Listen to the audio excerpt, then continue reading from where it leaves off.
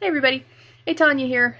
I wanted to take a little detour today into cosplay instead of the plushie making. I did promise a tutorial on our Digistruct modules. This isn't going to be a step-by-step tutorial, but I can at least show you how I made this because it was really easy and fairly inexpensive. So, basically the box part of this is a cardboard fabric bolt. And the reason I use this is the width of it was about the right length. You can see.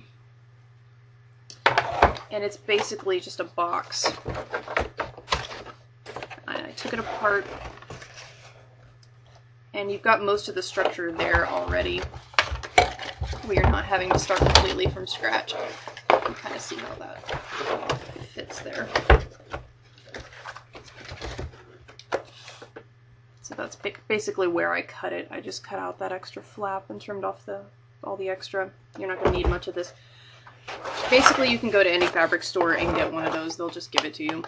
Unless you're like me and you have a million yards of fabric laying around. I already had like 5 of these. But that gives you your basic structure. This part, the rounded part, is a Pringles can. Any kind of like rounded cardboard can will do. And I just cut slits in the box, and I slid that through there. It's a little less than half of the can, you can kind of see. And this part is a piece of foam core. I think it's actually 2 layers of foam core that I put in there just to give it some structure, and I used hot glue to put that in there. To give it a little bit of a raised area right here, this is Foamies sheets. And it's just craft foam. You can get this anywhere. I use the self-adhesive stuff so I don't have to worry about the glue. And of course, when you're using craft foam for something like this, you have to seal it. So I just put, I think 2 or 3 layers of Mod Podge over it. And the little bolts were from a tip I picked up from Wind of the Stars cosplay. They're actually googly eyes that I just stuck on there and then painted the whole thing. Now you can't even tell. And this part, let me see if I can turn it off so you can see.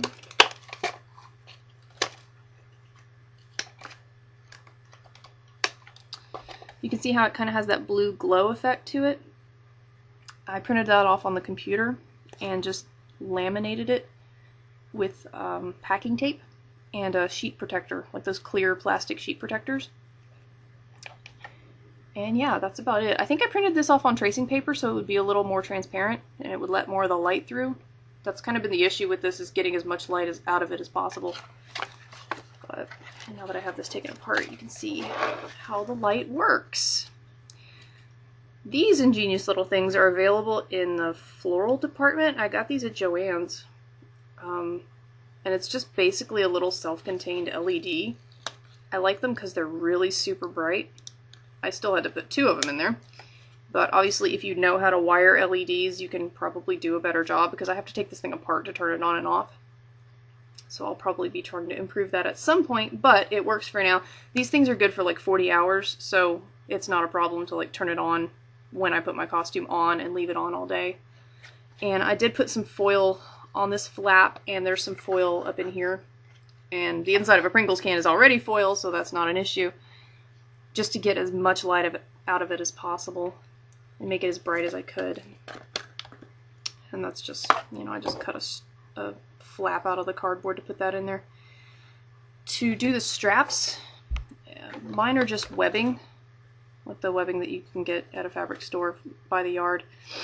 I'm not sure where I got these little metal pieces, honestly. I think I got them from a belt that I had bought and took apart. And you can see I just put them through a slit in the cardboard and glued them down. And I did sew this piece. And the buckles are optional. When I did this the first time, I didn't have buckles, and I had just used the elastic.